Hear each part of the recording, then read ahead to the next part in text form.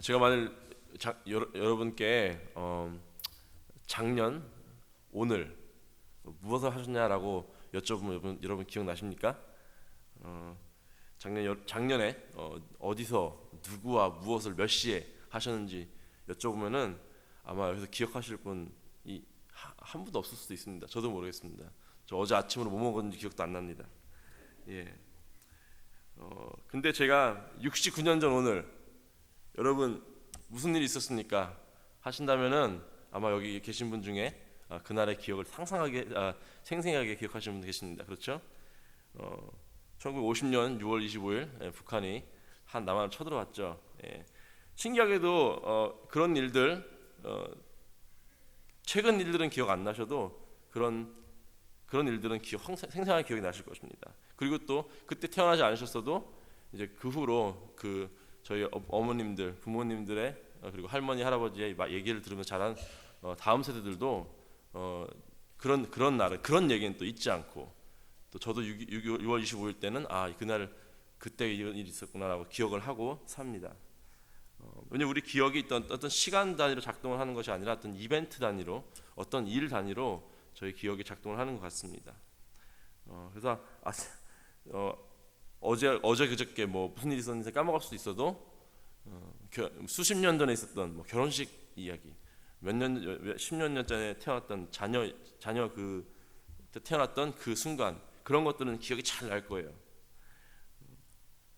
그렇다면 우리가 인생의 가장 중요한 이벤트, 우리가 절대 잊어버리지 않고 매일매일 우리가 기억해야 하는 그런 에피소드가 하나 있는데 그게 무엇이냐면은 예수 그리스도의 십자가 사건과 그 의미입니다. 우리가 그것을 늘 기억하고 늘 상기하고 살아갈 것입니다.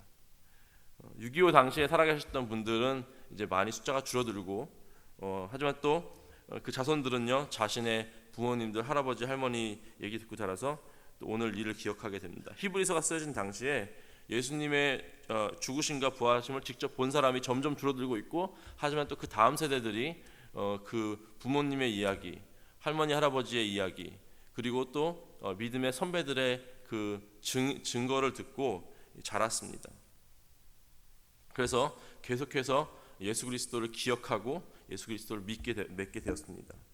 더 나아가서는 2000년이 지나서 저희도 같은 복음을 듣고 같은 믿음을 가지고 살고 있습니다. 그리고 그 믿음을 계속해서 유지하려면은 계속해서 그 예수님을 기억해야 되고 복음을 기억해야 되고 묵상해야 된다는 사실입니다.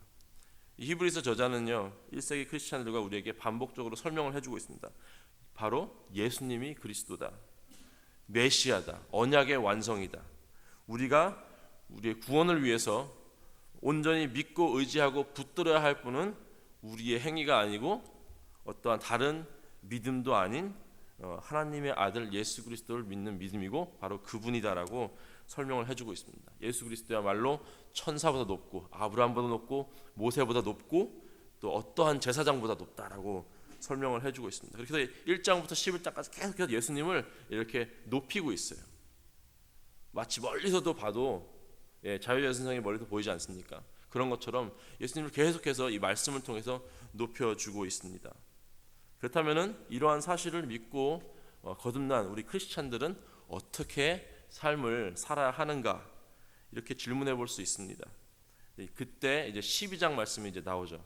12장 그리고 13장 이렇게 말씀의 톤이 바뀝니다. 계속해서 예수님을 올려드리다가 이제는 그 시선을 우리에게 향하게 해서 우리는 이제 그 믿음을 가지고 예수님을 믿으면서 어떻게 살아가야 된다라고 말씀을 해주고 있습니다. 그래서 오늘 본문에 나온 말씀 중에 우리가 그 히브리서자가 우리에게 던지는 이 삶에 대한 도전과 권고와 또 명령에 대해서 한번 훑어보도록 하겠습니다. 너무 많아서 조금 줄였더니 한 10가지 나왔어요. 보겠습니다. 형제의 사랑하기를 계속하라. 손님을 대접하라. 갇힌 자를 핍박받는 자들 생각하라. 간음하지 말라. 돈을 사랑하지 말라. 영적 지도자의 믿음을 본받으라. 다른 교훈에 끌리지 말라. 항상 찬미의 제사를 하나님께 드리자. 영적 지도자들에게 순종하고 복종하라. 그들을 또 근심하게 말라. 줄여서 10가지였습니다. 더 있었어요 보니까. 여기 말씀 중에 여러분이 정말 예수님을 믿는다면은 거부할 만한 게 있겠습니까? 하나도 없을 거예요. 그죠? 다 맞는 말이니까. 다 좋은 말이죠. 누가 사랑하는 게 나쁘다고 하겠습니까? 그렇죠? 누가 간음하는 게 좋은 일이라고, 돈을 따라가는 게 좋은 일이라고, 돈을 숭배하는 게 좋은 일이라고 하겠습니까? 어떤 크리스찬이 그렇게 얘기하겠습니까? 어떤 크리스찬이 목사님과 대적하고 목사님을 근심하게 하는 것이 좋은 일이라고 하겠습니까? 그렇죠? 그래서 이런 말씀은 크리스찬들이 다 동의하는 말씀입니다. 성경에는 이렇게 좋은, 우리에게 필요한 말씀이 많이 있습니다. 제가 옛날에 대학교 때 비행기를 탄 적이 있는데, 그때 무슨 생각에서든지 제가 성경책을 이렇게 펴고 읽었어요. 제가 믿음이 좋을 때가 아니었는데 괜히 그냥 그 시간에 성경을 읽고 싶었어요. 그래가지고 펴가지고 읽었습니다. 옆에 탄 사람이 저에게 약간 중국계 미국 사람이었는데 저한테 너 크리스찬이냐고 물어보는 거예요. 나 크리스찬이다. 너 크리스찬이냐? 그랬더니 아니래. 자기는 예수님 이런 거 안 믿고 종교는 안 믿지만 성경을 가끔씩 읽는데요. 성경에는 참 좋은 말들이 많아가지고 참 배울 게 많다. 도덕적으로 말씀하는 배울 게 많다라고 해서 읽는데요. 여러분, 우리가 오늘 같은 본문을 대할 때, 아니면 다른 이 성경의 본문에서 어떤 우리에게 명령의 말씀, 권고의 말씀을 했을 때, 우리가 그저 그것들을 to-do list, 해야 되는 일, 해야 되면 안 되는 일을 이렇게 구분해서만 그렇게만 읽는다면은, 그날 저와 비행기에서 만났던 그 예수님 안 믿지만 성경에 좋은 말씀이 나와서 그냥 책처럼 읽은 사람이랑 별로 다를 게 없습니다. 히브리서 저자도요, 1장부터 11장을 그냥 다 건너뛰고 그냥 12장부터 이렇게 해야 된다라고 들어갔으면은 아마 성경은 그냥 도덕책일 것입니다. 예수가 빠진 성경은요, 도덕책이고 역사책입니다. 예수님 빠진 가르침은 뭐 이런 공자맹자 이런 가르침과 다를 게 없습니다. 예수님 빠진 신앙생활은요, 뭐 그냥 절이나 요가 클래스 같이 그냥 자기 정신 수양을 위해서 좋은 것입니다. 오늘 사실 우리에게 주어지는 이 신앙에 대한 도전은 절대 쉬운 것이 아닙니다. 정말 어려울 때가 있고 하기 싫을 때가 있죠. 생각해 보십시오. 형제 사랑하기를 계속하라. 어쩔 때 누군가를 계속 사랑하기 힘들지 않습니까? 그렇죠? 부부이신 여러분들 가장 많이 느끼실 것입니다. 집에 계신 분, 계속 사랑하기 힘들 때가 있지 않습니까? 손님을 대접하라. 내가 넉넉하고 돈이 좀 있고 시간이 많으면 당연히 기쁨으로 하죠. 그렇죠. 하지만 좀 힘들고 돈이 좀 모자르고 바쁠 때, 특히 이제 저도 이제 이전 사역지에서는 목자로 또 전도사로 또 목자로 섬겼었는데, 그때는 저희는 매주 모였어요. 그래가지고 기쁨으로 하지만 정말 힘들고 정말 돈이 없을 때는 그 해주는 게 쉬운 게 아니었어요. 매주 그것도 10몇 명의 대학생을, 그것도 걔네들은 고기만 먹어요. 돼지고기는 싼데 돼지고기만 해줄 수 없잖아요. 소고기 가끔씩 해줘야 되는데 비싸잖아요. 그래서 숫자가 좀 적을 때 소고기 내놓고 뭐 이러는데, 이제 돈이 없고 넉넉하지 않을 때는 그게 쉬운 일이 아니에요. 그렇죠? 하기 싫을 때도 있고. 근데 갇힌 자를 생각하라. 뭐 중동이나 북한과 중국에 이렇게 핍박받고 있는 우리의 형제 자매들 있지 않습니까? 근데 우리가 너무 편하게 살아가지고 안타깝고 안쓰러운 마음이 있지만, 사실은 그 말씀에 말한 것처럼 우리가 갇힌 것처럼 생각하라라고 우리가 실천하기는 어려운 것 같습니다. 간음하지 말라, 돈을 사랑하지 말라, 영적 지도자의 믿음을 받, 이런 것들이 정말 도전이 정말 쉽지는 않습니다. 그렇죠? 제가 또 평신도로 오래 있다가 목회자가 돼가지고 많이 뉘우친 건데, 제가 이제 예수님 믿고 나서 교회를 두 군데 섬겨서, 대학교 때 다니던 교회 섬기고 그 후에 이제 결혼해서 다른 지역에서 다녔던 교회 두 목사님을 섬겼습니다. 제가 장담컨대 두 목사님 저 때문에 많이 힘드셨을 거예요. 이런 믿음의 도전들이요, 예수님을 빼고 우리에게 그냥 주어진다면은 도덕적인 가르침입니다. 그냥 이렇게 살아, 착하게 살아. 그냥 딱 가르치면 따라도 그만이고 안 따라도 그만입니다. 하지만 우리에게 예수님이라는 분명한 이유가 주어지고 예수님이라는 분명한 목표가 있다면은 이러한 가르침은 우리가 정말로 무겁게 다가올 것입니다.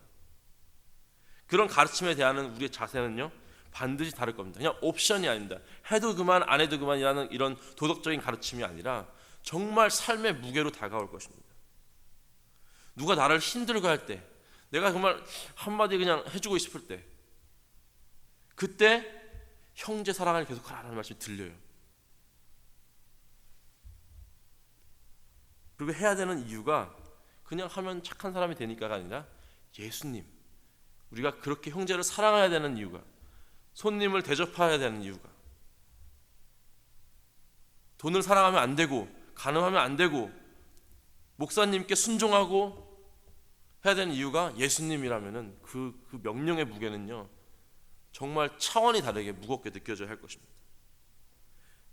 오늘 특별히 말씀에 또 목회자의 관계가 여러 번 나와서 말씀을 한다면 영적 지도자의 믿음을 본받고 영적 지도자들에게 순종하고 복종하고 그들을 근심하게 말라라고 저에게 말씀하고 있습니다. 바나 목사님께서 기도하시는 것처럼 온 힘을 다해서 주님을 섬기고 교회를 섬기는 모습을 우리가 보고 또 본을 받아야 할 것입니다. 그리고 목사님께서 근심하지 않도록 우리가 말과 행동을 정말 조심하고 목사님을 잘 따라야 할 것입니다.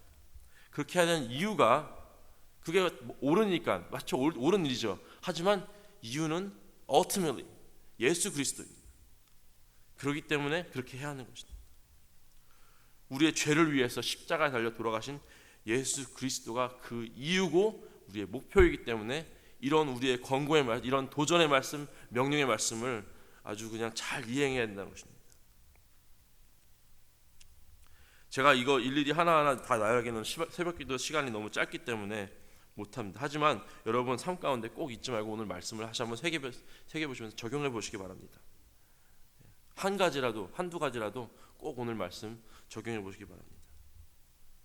그렇게 하기 싫고 할 수 없다고 생각할 때마다 우리의 그 기억을 다시 한 번씩 예수님이구나, 내가 이렇게 해야 되는 이유가 예수님이구나 기억하시기 바랍니다.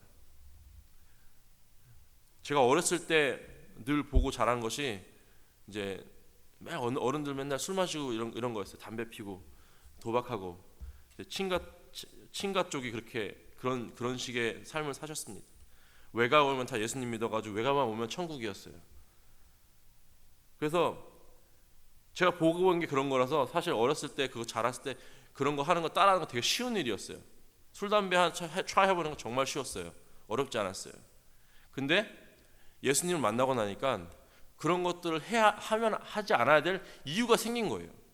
그리고 하기 싫어졌어요. 그런 것들이 예수님이 이유니까. 예수님이 없었다면은 하지 마. 왜 다 하는데, 응? 아빠도 하고 고모도 하고 다 하셨는데 내가 왜 하면 안 돼? 라고 했을 텐데 누가 얘기하지 않았어도 예수님이라는 이유가 생기니까 그냥 안 하게 되는 거예요. 이제 그런 것들을 그런 적용, 여러분들도 그런 간증이 분명히 있으실 것입니다.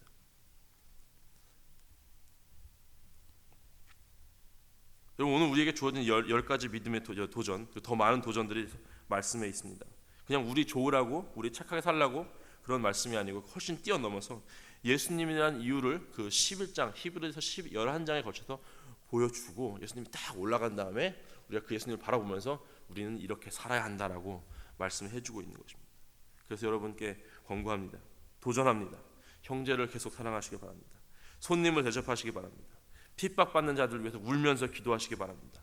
간음하지 않고 돈을 사랑하지 않고 영적 지도자의 믿음을 본받고 다른 교훈에 이끌리지 않고 항상 하나님께 찬미의 제사를 드리고 영적 지도자들에게 순종하고 복종하고 또 그들을 근심하지 않기를 바랍니다.